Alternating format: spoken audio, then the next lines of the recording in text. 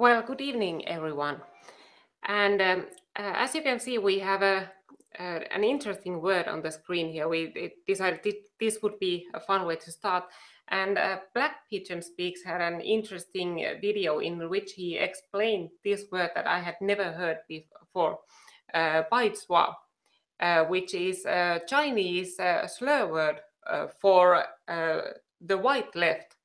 And it means a BISO only cares about topics such as immigration, minorities, LGBT, and the environment, while being obsessed with the political correctness to the extent that they import backwards Islamic values for the sake of multiculturalism. The Chinese see the BISO as ignorant and arrogant Westerners who pity the rest of the world and think they are saviors. So now the progressives have their very own slur word in Chinese. To think that there's such a well-known phenomenon in their suicidal tendencies and lack of rationality that even the Chinese have an own word for them. Yeah, it's interesting to see that such words exist. Here's the video we were talking about: white left, China's new internet insult. And here it is. It was uploaded 2 days ago. You should watch it. It's very interesting. Yeah, and in last night's live, we sort of scratched one subject, which is the entire feud between the alt-right and the skeptic scene on YouTube. And this, in a way, and all these other dramas that have unfolded in the last few months, like the Thoughtgate, I think they are a sort of part of a larger phenomenon, and thus, even though I don't usually like to comment on these arguments and dramas that are going on in social media or YouTube, I think this is something to talk about because it has to do with the nationalist scene as a whole punching right, attacking our own, and how much say we are going to let the trolls have in the nationalist scene. And what we talked about last night was the debate between millennial woes and the V. And that, of course, didn't just start out of nothing, but it's a result of a longer argument between some members of the so-called skeptic scene on YouTube and the alt-right.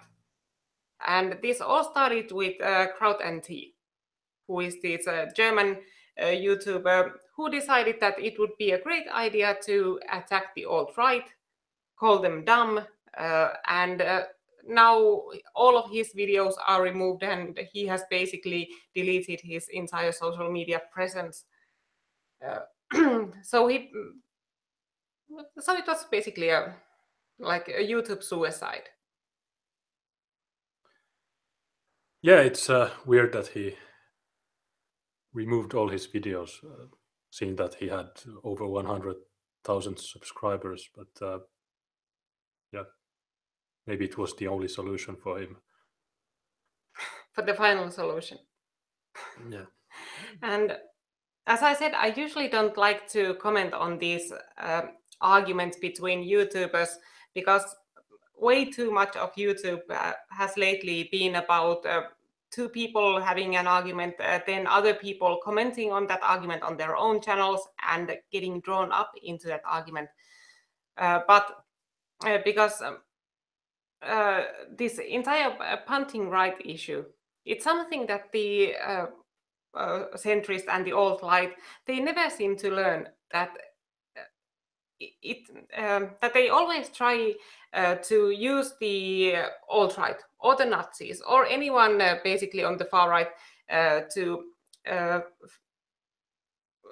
make themselves look smart and important, like Kraut tried. He tried to attack the alt-right on race realism, and he was way out of his league on that discussion. His arguments were simply terrible, but I guess he thought that it might make him look virtuous, it might make him look smart if he tried to attack someone else. And that's of course never a winning strategy, because even though a crowd and the other skeptics, they are centrists usually, or economically even leftists, their actual enemies are on the completely different side.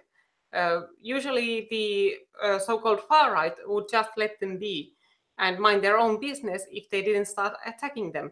But the SJW side definitely wouldn't just let crowd be. So it was disappointing to see him get into all that. And because it was Kraut and he who is on good terms with, say, Sargon of Akkad, a lot of other people got drawn into that same argument quickly. And a lot of YouTubers chose that hill to die on for some reason.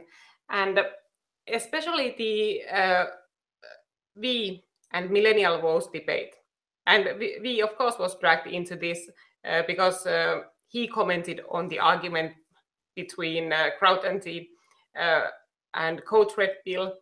Then Kraut attacked him, and somehow we ended up in the middle of this argument. And then he decided to attack millennial votes and misrepresent his arguments. So this is exactly the reason I don't like to get into all this, because all these people end up getting tangled in these arguments, and it never serves any of them well. Like, basically nobody has come out stronger from this one. And I really didn't care much for Kraut's channel to begin with. I wasn't a subscriber of him. I always thought his content was pretty boring. But one thing that has bothered me about this a lot is how Sargon of Akkad has handled this. Because even though he's very centrist and in his economical views pretty much leftist, I have always sort of had respect for him on an intellectual level. He usually tries to be intellectually honest, and he usually has self-criticism. But when it comes to this entire case, which involves his friends, such as V and Kraut, he has really let himself go. And you can tell that he has basically lost faith in these arguments against millennial votes. He lost faith in Kraut, but still he cannot find it within himself to admit that he mistrusts these people, and that his friends started a fight they shouldn't have started, and they lost it, and it served them right. He still, for some reason, is sticking up for them. And of course, I'm not blaming all people in this argument equally, because, for example, millennial votes, he didn't jump into this argument on his own. He didn't just decide that he would start an argument with V, but he was drawn into it when V started misrepresenting his argument. So of course I understand that he had to defend himself from these false accusations. But in the end, I think it's pretty sad how this always turns out, because the ones who end up laughing the most are, of course, the leftists. Yeah, there's many aspects on this case, but let's look at this person. She's in charge of the left-wing party here in Finland, and as you can see on her laptop, there are stickers of Antifa and other, well, weird stickers. Imagine somebody would have like swastikas on their laptop. Everybody would be whining about that, but she gets no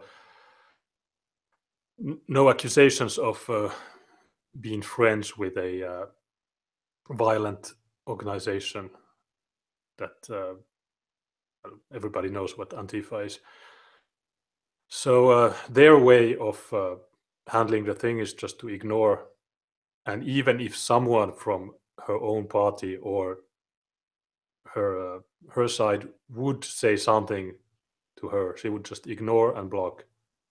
Whereas if on our side somebody doesn't like something, they start immediately whining, and the person that is being whined about will respond to this, because on our side people mostly are honest and they want to correct the misrepresentations and the false claims. And that's the reason why there's so much more, or that's one of the reasons why there's so much more discussion on our side. This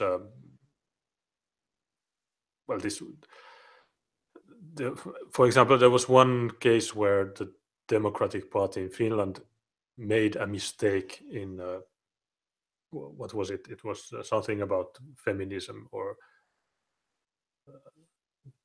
Antti Rinne said something, and there was a Yeah, the chairman of the Social Democrat Party suggested that people should start having more kids, and of course the feminist wing in the Social Democrat Party didn't take that well. They thought it was somehow sexist and demeaning to women, and that it somehow this statement that it treated women as birthing machines, even though that was not the case. He simply told people to have more kids. But if I understand correctly, that debate ended very fast. Well, it took a couple of weeks, but yeah. Yeah. So, but it ended very fast, so it's already forgotten. Whereas if that had a similar kind of mistake would have happened on our side, it would be still going on, or the fight would still be going on, I think. But, Yeah, and as I said, I of course understand that people want to defend themselves from false accusations, but still it would be useful to sometimes consider, is this necessary? Like maybe I could just ignore all this, because if people had ignored all this to begin with, the only person who would have suffered from all this would be Crowd. And he's the one who has it coming, because he was the one who started all this. But because people started commenting on this, then a lot of channels from this skeptic scene got affected by this. A lot of people lost their reputations, and a lot of attention and work time was spent by nationalists in having this argument. Like that could have been time spent in much more useful ways. And the ones who end up laughing in all these other leftists, the SJW side, because in their eyes, people like, say, Kraut and V, who are clearly centrist, they are just the same as we are. They are Nazis to them. So the only thing they care about is that now there are a couple of skeptic channels that have lost their credibility, and one that is completely gone. And so in the end, even though, of course, the alt-right came out as the sort of winner on this argument, and that their arguments were better than the skeptics, the winners still end up being the SJWs. there's the comment section, there's one saying that Kraut called his enemies real-life bosses to get them fired from work. He doxed people. That's not simply an argument. That is a crime. False equivalency. Well, of course. But there's Kay Donnelly that asks, look, did your daddy tell you that? Tell what? I don't know. Yeah, and I am aware that Kraut has doxed people and things like that, but this didn't have to escalate. And believe me, I'm not accusing the nationalist side over here. I'm of course accusing Kraut and his friends who were so loyal to him and still are, that they'd rather defend him even though he's clearly wrong and even though he has done things that are against the principles of everyone. And they made this whole thing escalate. But it's sad to see fighting like this always erupt from punching to the right. That what is it about these liberals and centrists that they just cannot let this be, that they just cannot let the nationalist side be, because nobody ever ends up winning, at least nobody on the right, when these arguments start happening. Here's a screenshot from a music video that was produced in Finland, and here on the back you can see also a left-wing politician, the Antifa flag. This guy murdered a Finn in Helsinki. This is also a politician in Finland, the black guy here, and he is a rapper. And there's no fight between, there's no one from the left attacking these guys saying that, hey, maybe you should not be seen with these murderers and anti-fascists. Maybe. But on our side, if you are seen with some other guy, then it's a big fight. Why is this happening?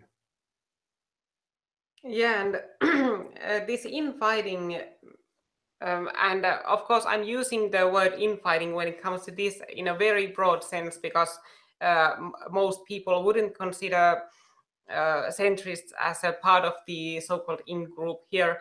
But when you consider who is the actual enemy, then yes, they are a part of the in-group because they are on the same spectrum as we are, even though they are on a different part of it. Then yes, we have a shared enemy and we do have some shared goals, even though they aren't completely the same. But it's always, as you said, that these leftists, they seem to be able to coexist with different branches and levels of leftism. Like the leader of the left-wing party supporting Antifa, and the Antifa and other very radical leftists, they still don't attack these more moderate types for being more moderate. So the moderates don't punch left, and the radicals don't call the moderates cocks. So they are much better at this peaceful coexistence with different branches of leftism. And I guess that's a big part of their success of why they are so capable of organizing big events at very short notice, and why their campaigns are often very impactful, even though they would be politically or socially complete nonsense. Yeah, if you remember the 2015 event in July, it was We Have a Dream, a concert in Helsinki that was or the event was put up because a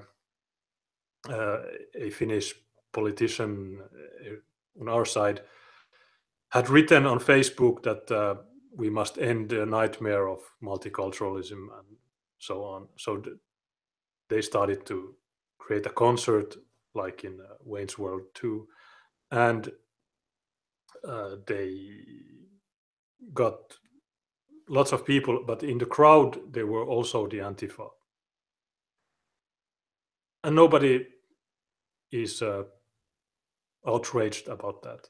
But if the nationalist side creates an event and there happens to be a few neo-Nazis in the crowd, not only the mainstream media will whine about that, but also the nationalist side in Finland will say that, yeah, but there are 20 Nazis in this march. I will not come because it looks bad and so on. So this is the point we are trying to make, that their side, nothing ever matters.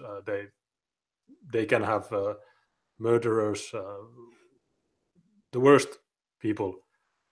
But on our side, if one guy has a swastika or something, that's a deal breaker, and we must start fighting about this forever. And there were a few comments on the live comment section. First, Kay Donnelly was not addressing me, but a retard troll there. And there are people reminding that Kraut did more than just talk about people. He had a doxing server with other skeptics trademark. And yeah, that's of course true. But the thing is that if, imagine an Antifa guy was doxed by, let's say, a social democrat, nobody would hear about this because they would not respond or react to it, and the mainstream media will not talk about it. So it's not what is happening, but what is being talked about, and what things look in the eyes of the public. That's the thing. We know that there was this. It was not only talk, but also this doxing thing, and those tactics to call people's bosses and so on. It's mostly, or it's only the left wing that does it. Because if I call somebody to say, hey, you are in this rap video with a murderer, please fire this guy, they will just hang up. Someone said that Antifa burned Martin Sellner's car. That happened in Finland also during the independence, or a few days before the Independence Day, because there was a rock concert that was being held in the after party of the Torch March, and the bands that were playing there, they should not have played there because the left wing doesn't like it. So the left wing sent these car burners to teach a lesson to the barkeeper, and that's the way they operate. But it's just to we are just talking well, it's not exposing at this point, but just to remind or to tell that also we are aware of this problem, and it does not happen only in Central Europe, but also in Finland and Sweden and everywhere except in Eastern Europe and so on. At 11 p.m. our local time starts the Red Eyes New Year's stream, and Swan will be on at 12:15 or something Finnish time. I don't know. So it's in half an hour that they start, and Swan will be in 1.5 hours or 2 hours. Yeah, and these leftists had also broken the windows of the presidential candidate Laura Huhtasaari. Yeah, I could show that. During Christmas, some windows in her home had been broken, and apparently it was yet again some leftist intimidation attempt.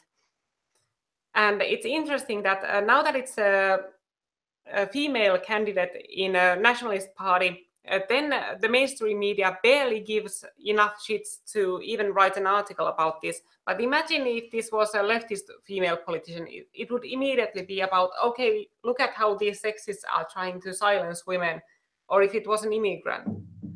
Also, this Huhtasaari gets criticism from her own side also. They say that, yeah, she's unexperienced, she's a woman, she's too young, she's whatever.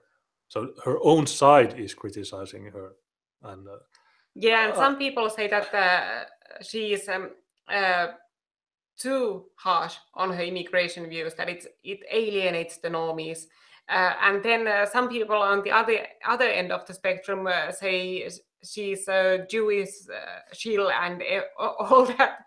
that she's not a hardline nationalist enough. So you never see that on the left, that they don't have that constant state of stalking one another and using these ideological purity tests and only being friends with those who have exactly the same beliefs. And it really does nothing to aid our cause. Like when these nationalists attack Laura Huhtasaari, who are they helping? Definitely not the nationalists, because she is the only actual nationalist candidate we have. So any points they get away from her are going to be on the leftist side. Yeah, so that's not well, that's also due, as I said before, to the fact that our side respects freedom of speech, while on their side, well, there must be also some guys that criticize their own side on the leftist side, but they are very quickly blocked. And if you look at a Facebook page of a left-wing politician, there's only praises and positive comments, whereas on our side, there's negative and positive views on or comments. You can just look at, for example, the live section of the live chat comment section on this video. Yeah, and you can tell this full-time purity testing from the response to us too.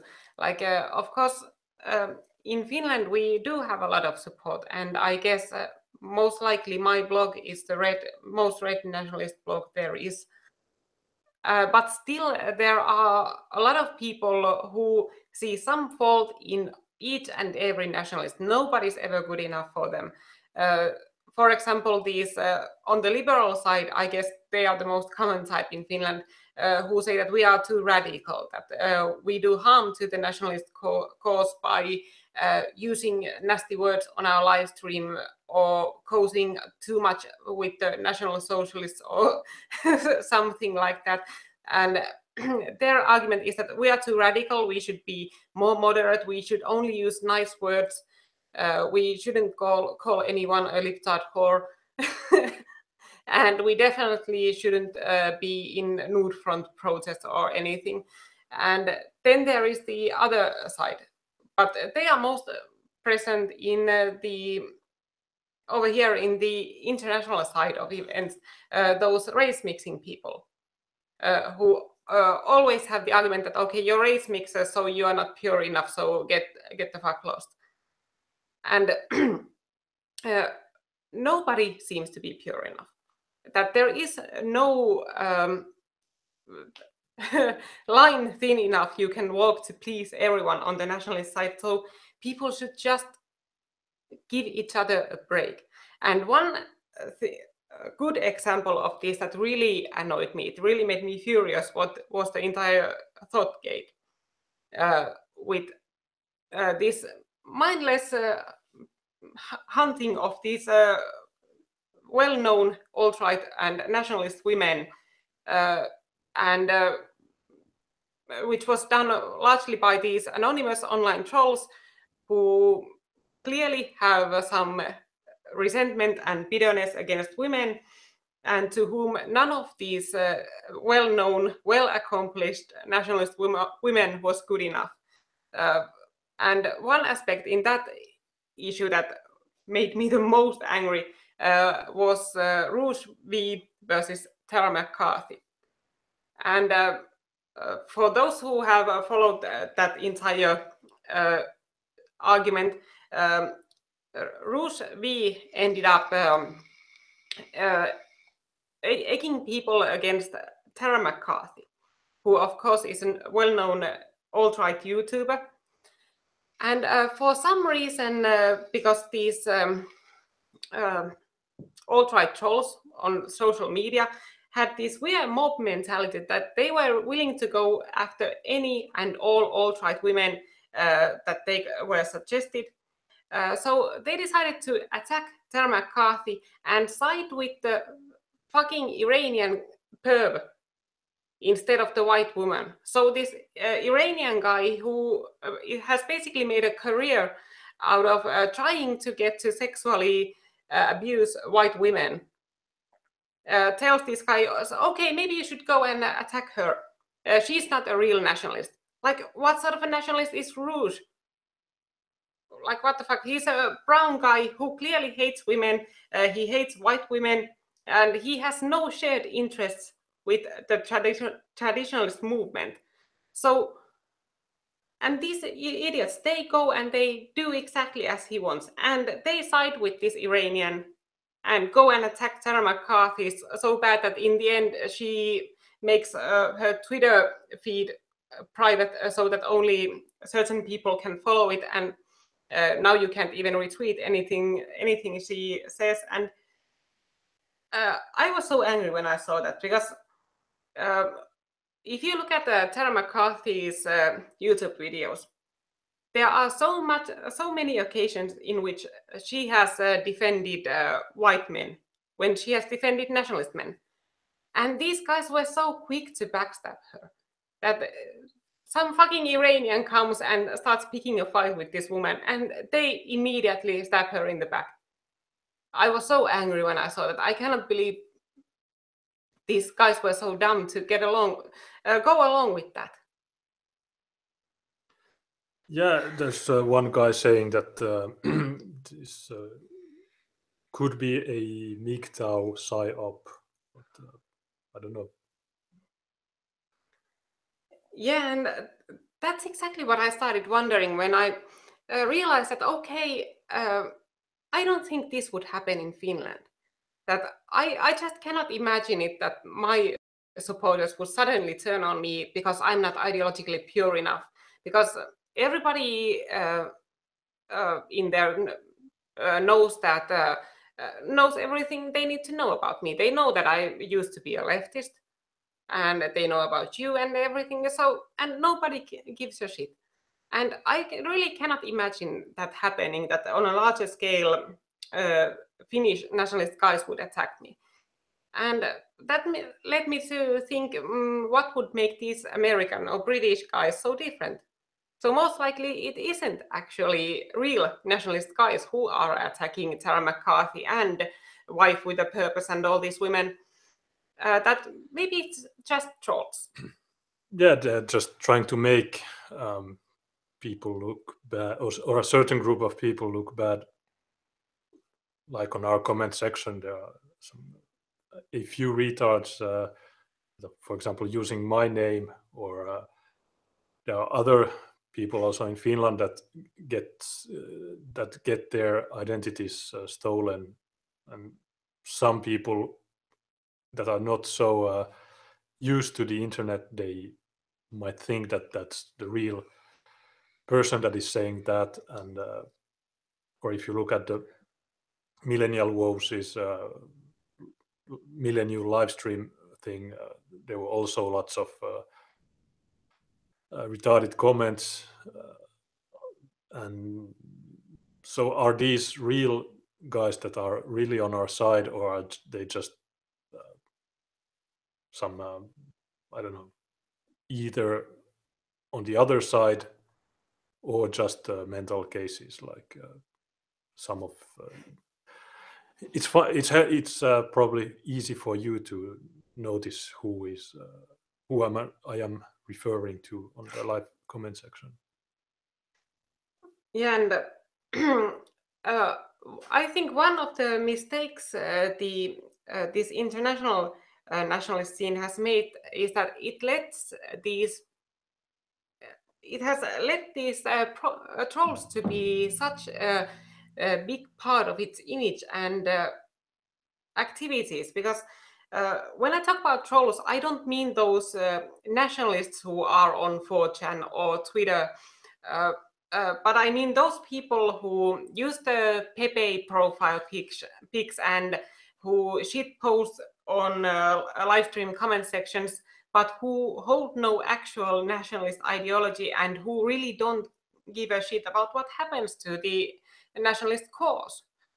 And of course, those people who are just here for the kicks, they have nothing to lose in attacking alt-right women, because they don't give a shit about what happens to nationalism, what happens to our country. So why the fuck not?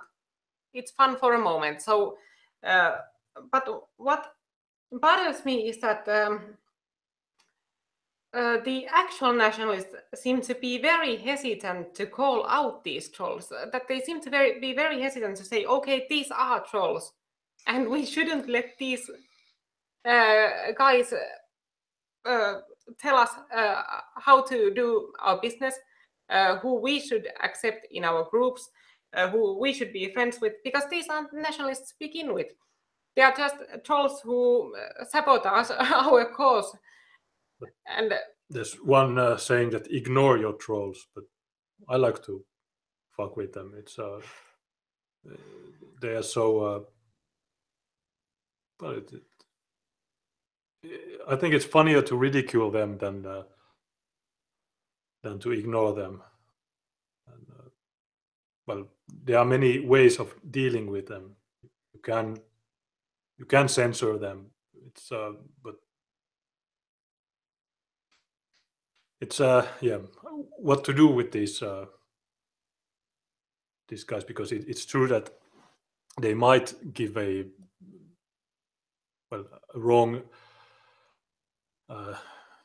impression of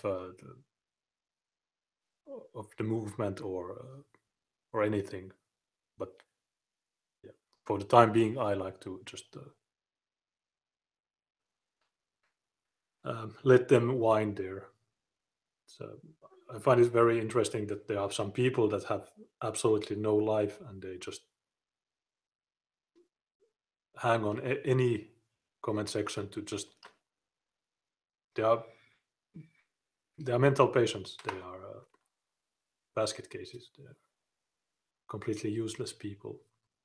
In a normal country, they would be gassed. yeah, and the part these trolls play seems to be sort of overestimated, that people are way too intimidated by them, because with the inside thought gate, most people seem to be, as I said, very hesitant to say anything about it, as if they were afraid that they would then be mobbed by these people. And of course, whenever some male nationalists defended these women, they were accused of white knighting. And if these guys were actually like held any nationalist, traditionalist belief, what would their problem be with white knighting? Isn't that pretty much in accordance with traditionalist beliefs, that if you see women in your in-group attacked, you defend them? Yeah, there's also one that mentioned that they might also be paid. Yeah, that's probably the case in other countries, but in Finland, I'm not sure if that's the case. They just do it for free because they are so retarded. But yeah, that's a good point. That it's hard to know who is talking when they are using this argument of white knighting. Is it just to which side is it that is claiming that? Because it is used when well, when male feminists are talking with the feminists, but on this side, how does it work? Is it the feminist side that is trying to make a point but failing at it, or is it really our side that is for some reason using the same argument, which is completely absurd? Or what is the thing? Nobody really knows. I don't know if there are studies on. There is one on Psychology Today that in which they studied trolls, which, according to studies, are narcissist. And I will look it up, but are there studies on the right-wing trolls, left-wing trolls, and so on? I don't know if there are.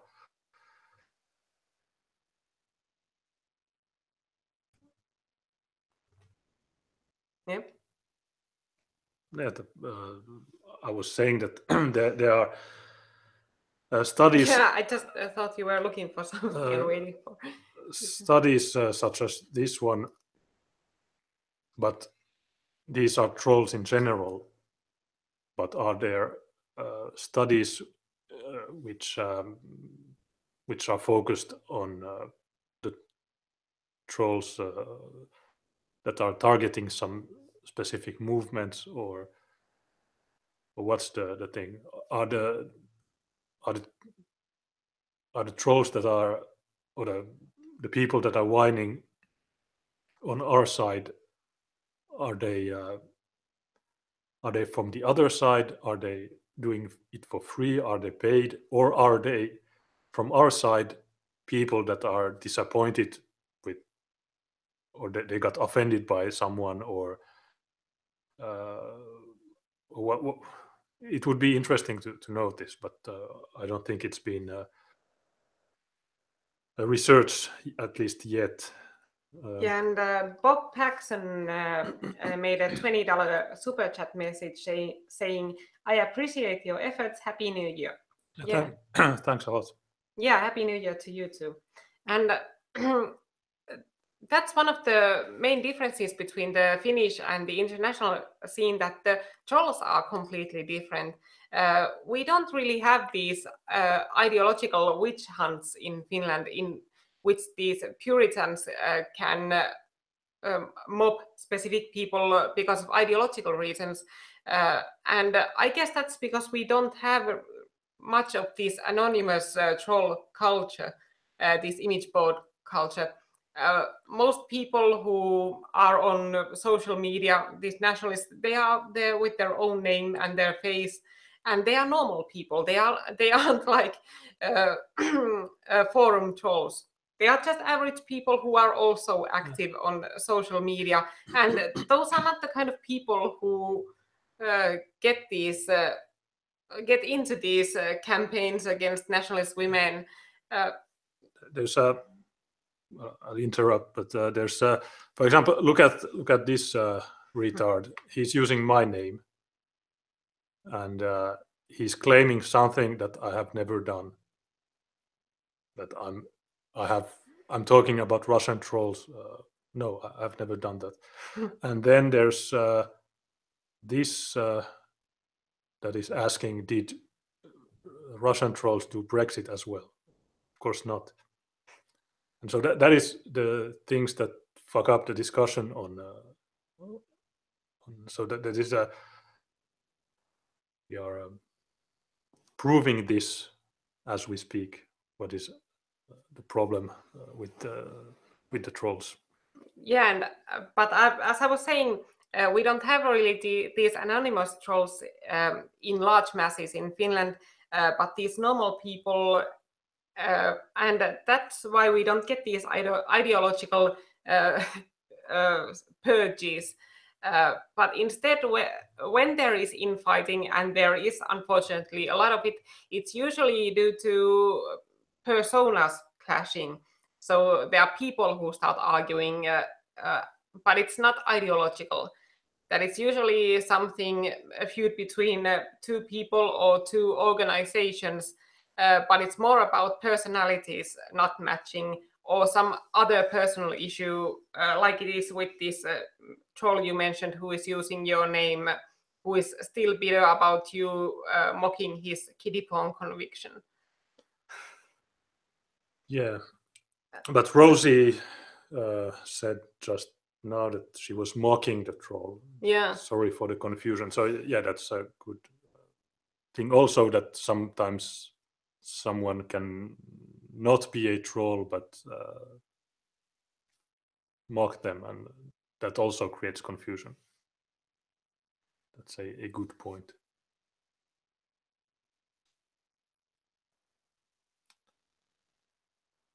And what was I saying when we started? That they are person clashes. Yeah, and unfortunately, we have a lot of those. These Finnish nationalist scene tends to sort of multiply through division. That new organizations pop up all the time, but unfortunately, they aren't made of new people, but instead they are just the old organizations splitting up over and over again when the people in the groups start arguing amongst themselves. And most people in the Finnish nationalist scene are, as I said, completely normal people. They don't want any part in the infighting. They don't want other people to fight. They just want to focus on the issue at hand. But as a, there are some, I could say, trouble personalities over here. You can spot pretty easily by noticing, okay, why is that guy or why is that woman on bad terms with pretty much everyone he or she has ever been in contact with. So there are some difficult people. I wouldn't say bad people, because often these people also have good intentions and they are very committed to the nationalist cause, but they are just so difficult to work with that they end up arguing with everyone, and that causes the scene to split up, because these, especially when you have more than one of these difficult people, then any sort of cooperation becomes pretty much impossible, and the work is over and done with then. Yeah, that's just checking, and the red eye stream will be starting in a minute. Yeah, and the So yeah, mm, it's it's important to know that there are slight differences between Finland and the rest of the world in this. In the ways things work. yeah, and the nationalist scene altogether is very different. For example, in other European countries, these identitarian movements, sort of hipster right movements, they are growing at fast pace. But in Finland, we don't really have anything like that. Can you think of any movement that would resemble the identitarians? Not really. I don't know. Yeah, Finns, and I don't think the identitarian movements as such, as they are, for example, in Austria or Britain, I don't think they would really work uh, like that. You couldn't just make a franchise in Finland, because Finns have a completely different culture and nature. So the nationalist scene is very distinct too. You can't. It's really difficult to describe it to a foreigner how people are, but it's not just traditionalist in a sense, but it's also, how do you call it? Maybe a bit kitsch. That it has these sort of vibes to the 1970s and 1980s. That Finns have this funny way of being old-fashioned. That they are often the furthest thing you can imagine from the trendy identitarians. Like, trendy isn't often the word I would use about the nationalist movements in here, and I wouldn't use it about myself either. Yeah, I don't think it'll work the same way if it is imported here. Yeah, and of course there are, I think the layers of activism are pretty, or nationalism are pretty distinct in Finland. That there are these very down-to-earth street-level activists who often aren't the most eloquent types. They often aren't the best people at organizing stuff, but they are very dedicated and they have a lot of passion in what they do. And they speak for in the, let's say, the working class terms. And on the very opposite end of the scale, there are the people like Timo Hännikäinen in Sarastus and Jussi Halla-aho, these very intellectual types who you really cannot imagine with these a lot of these street level nationalists, and whose approach and value system even are often completely different, because many of these street level activists are civic nationalists who can hold libertarian values. They can be economically left wing. What joins them together is Finnish culture and the willingness to close the borders and get Muslim migrants out of here. So that's the lowest common denominator. But if you look at the other types, those who are not the street level activists, they are more traditionalists and how would you say it? I wouldn't use the word maybe MGTOW, but sort of this men's rights movement, which is very traditionalist and conservative.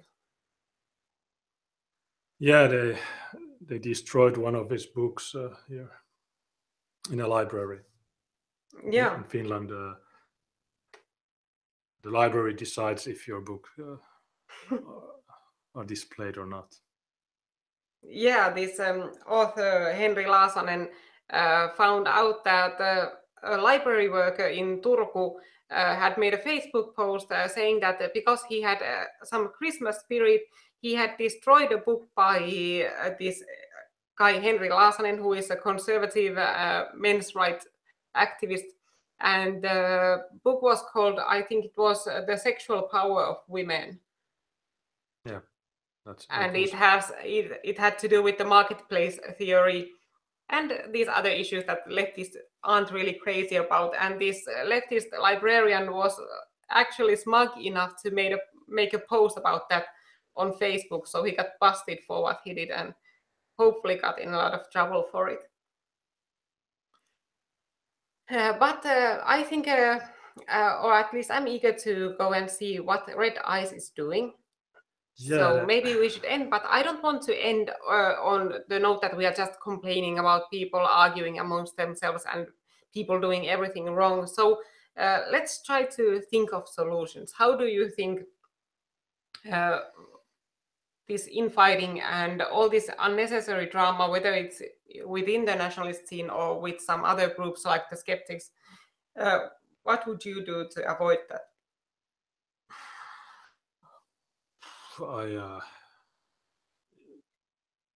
If people have freedom of speech, they will. You cannot silence them. They will have their own opinions, and they will always be saying them out loud. But I don't know. Maybe I have no solution to this problem. Yeah, and of course we cannot affect what the other groups do or other people do from the nationalist scene.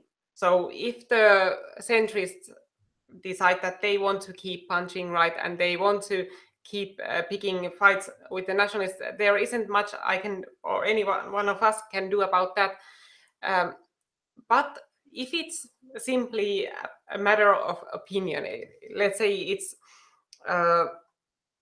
your average punching to the right, that these smug libertarians or liberals come and they tell you how Nazis or fascists or the alt-right or whatever is wrong about this and that, and they try to use that to make themselves look good. Maybe you can just ignore them. If it's just like words online, you don't always have to take everything at the most personal level, because in the end it's your time you're using.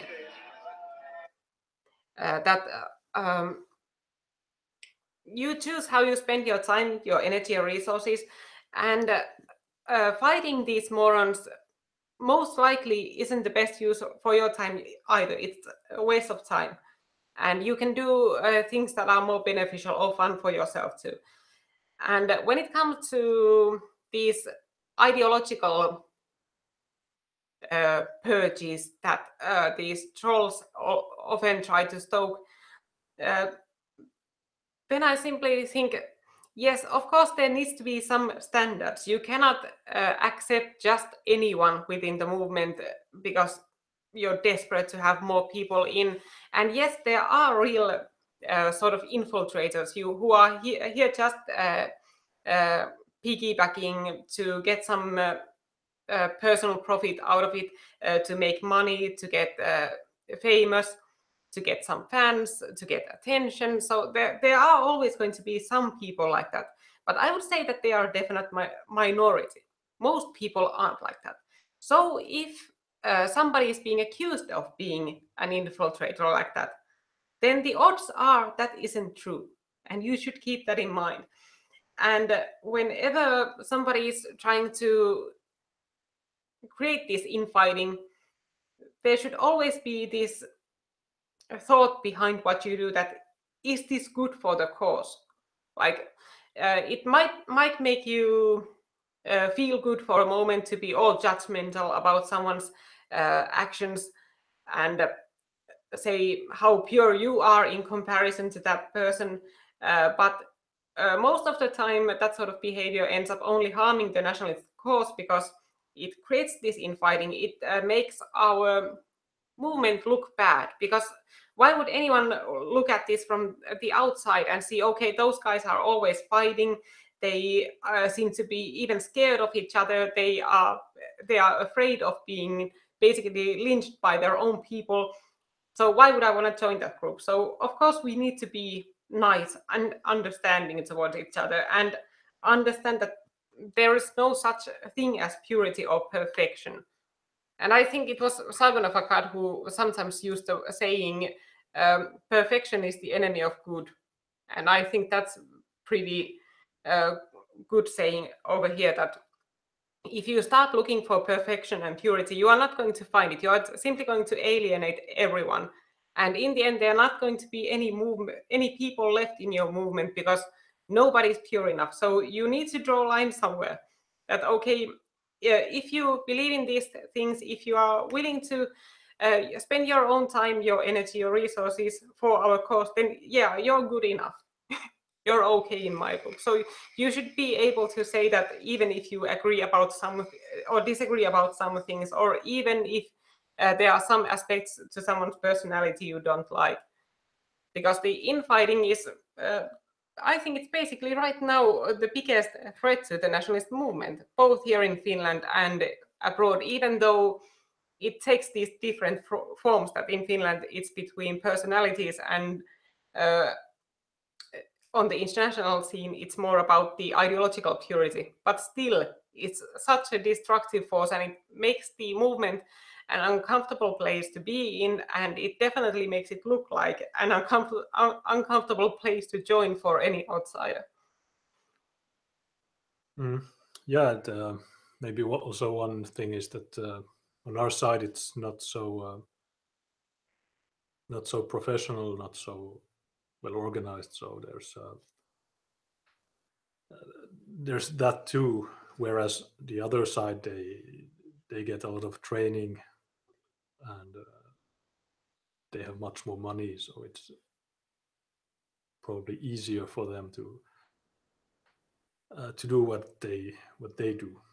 Yeah, and these leftist organizations, a lot of them have been in action since 1960s, so they have a lot of experience in how to handle events, how to do PR. So they know how to cooperate. They have decades of experience from that, and that's just something, uh, a bit of a learning process, still in process for the right. And I hope we get smarter about this. But maybe we should wrap it up for tonight, and let's go and see what Red Eyes is up to. Yeah, they just started a few minutes ago, and in about 1 hour, Swan will be. Isn't it 2 hours? It's 5:15 ET. yeah, but it's between 12:15 and 1:15 here. and you're the third. Wait a minute, I'll check. Yeah, after 5:15 p.m. ET. Yeah. Yeah. Okay. So we'll be there, and I'll be on Red Eye soon. But thank you, everyone, and Yeah, remember to hit like and subscribe to the channel if you are not yet subscribed. And yeah, we'll be maybe tomorrow we'll do a New Year's Eve from the city center, at least in Finnish, but maybe also on this channel. yeah, let's see what's going on in there. So yeah, thanks and bye. Yeah, bye.